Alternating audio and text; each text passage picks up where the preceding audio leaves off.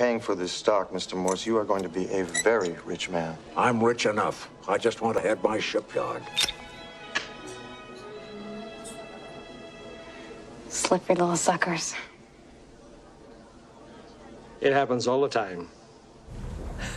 Alas, it seems like in this age of texting to meet someone, social media where everybody posts everything, manners don't matter much anymore. Well, nothing could be further from the truth. In fact, if you want to separate yourself from the crowd and get ahead, manners may be what gives you the edge. And here to explain why is Diane Gottsman from the Protocol School of Texas. Welcome. I'd never heard of the Protocol School before. Well, you do now. Was that rude to say that? Thank you for having me. Thank you for having me. Well, first of all, I probably committed the ultimate sin by having my phone at the table. Well, probably not a good idea. That is one of the kiss of deaths that we talk about. You want to leave your phone off the table, put away in your purse or your pocket. You don't want it, another kiss of death is straws. You don't want to use straws. And I'll tell you why. All of these are distractions. Obviously, if you are looking at your cell phone, you're not looking at the person across from you. And second interviews are generally conducted over a meal. Okay, so that's why we're doing this segment today. Yes. Because if you have a job interview, you get past maybe the first one, or maybe the first one is actually at a lunch or something like that. You meet someone for lunch. Table manners matter, right? And when you are nervous, it shows.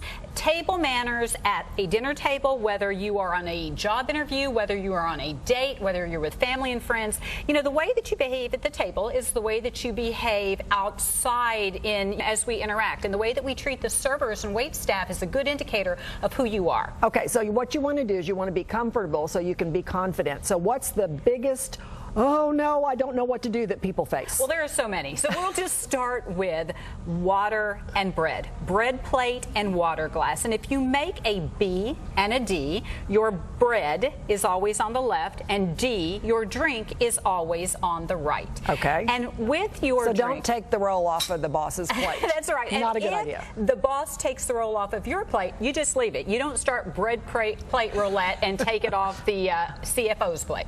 And now you don't ever want to drink with a piece of fruit hanging on your glass, so you either want to squeeze the lemon into the glass or put it behind the glass. Now, another issue is ordering smart, because you want to really know what to order. And you said when we sat down, this is a nightmare. And it would typically be what most people, I think, are women. A lot of women would order a salad. A salad. And what's going to happen is this salad is going to get stuck to your teeth. We're going to worry about it, and then we're going to start trying to clean our teeth with our tongue very discreetly. Never a good look. Nothing is discreet about cleaning your teeth with your tongue. And these cherry tomatoes are little cherry bombs. So even if you are because they roll, they are going to splat and spew on your neighbor, and that would be your date or the job interview, the recruiter.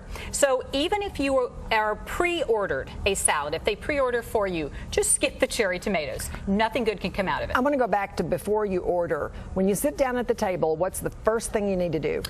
You do nothing until the host leads the way, meaning the recruiter or meaning whoever invited you. So once you sit down, you wait. You don't jump into the tostada chips. You don't jump into the bread that's in the center of the table. And you allow the host to take their napkin and put it on their lap first. So you don't put your napkin on first, even if the host, so you wait for the host, even if you know you're supposed to. Well, you're not supposed to until the host puts their napkin down. And the reason why is they might want to change tables. They might want to move seats. And by the way, the best seat of the house is the one facing out towards the center of the room. So always allow your guest to take that seat. Okay, and that's a really important thing, because what you said about the reason you don't want to put your napkin down first is because the host might want to move. There's a reason for manners. Manners are very logical. That's right. It's good sense, good judgment, and it shows that you are informed. So someone isn't going to sit and look at you and say, they have great manners. What they're going to say is, I like that person. They are very confident. Something else, keeping your hands above the table as much as possible, because here's the difference. Your hands are under the table and you look nervous. Your hands are above the table and you look confident. So as much as possible. So the napkin, back to the napkin, it goes on your lap, and you don't do anything with this napkin but dab your mouth. You don't use it as a handkerchief. You don't use it to wipe your brow because you're nervous. This is not a good look.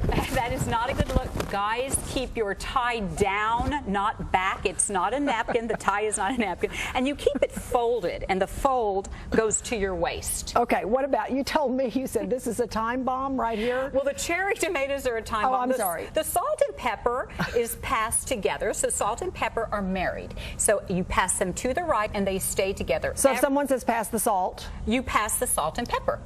And if they say, together, oh, okay. I just wanted the salt, you're not going to say, well, salt and pepper are married. You're just going to say, well, just in case you wanted both. And then you pass them, and then you put them in front of your place setting. Okay, here's another one I want to ask you. A lot of times there will be a toast, or there'll be a great to see you, or whatever.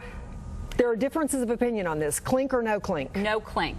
Now, you're not going to refuse a clink. If someone goes to clink you, you're not going to back up. But the protocol is, and if it's two of us, certainly we're going to, and we are friends, you know, happy birthday, we would, a little tap.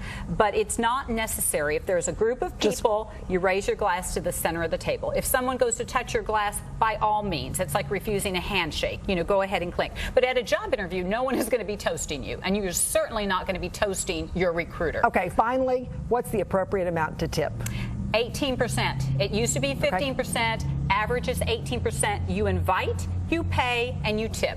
So paying the bill and leaving the tip go hand in hand. All right. Thank you so much. This was really interesting. We'll have to have you on again. Thank you very much. You can log on to the protocolschooloftexas.com for more helpful information from Diane, and we will be right back.